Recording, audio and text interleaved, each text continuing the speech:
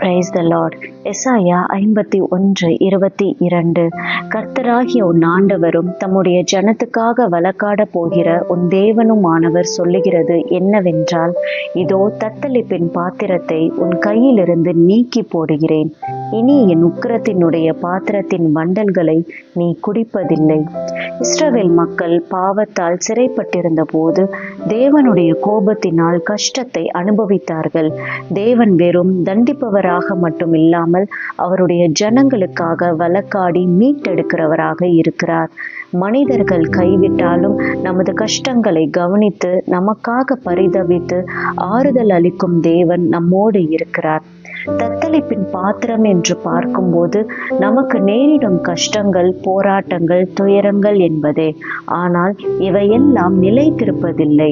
ஒரு நாள் எல்லாவற்றையும் தேவன் முடிவுக்கு கொண்டு வருவார். அக்கிண்ணத்தை உன்னை ஒடுக்கினோர் கையில் திணிப்பேன் என்ற வார்த்தையின்படி தேவன் நம் சார்பாக வழக்காடுவார். எனவே நமது வாழ்க்கையில் உள்ள எல்லா வேதனையின் சூழ்நிலைகளையும் மாற்றி நிம்மதியும் விடுதலையும் தருகிற வல்லமையான தேவன் நம்மோடு இருக்கிறார். ஜெபிப்போம். எங்கள் பரலோக தகப்பனே, எங்கள் துன்பங்களையும் கண்ணீரையும் நீர் காண்கிறீர். வேதனையின் பாத்திரத்தை எங்கள் கையிலிருந்து நீக்கி சமாதானத்தோடும் ஆறுதலோடும் உமது இரக்கத்தினால் வழிநடத்தும்.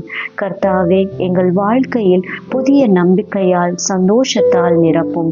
இயேசுவின் நாமத்தினால் ஜெபிக்கிறோம். எங்கள் ஜெபம் கேளும் ஜீவனுள்ள நல்ல பிதாவே.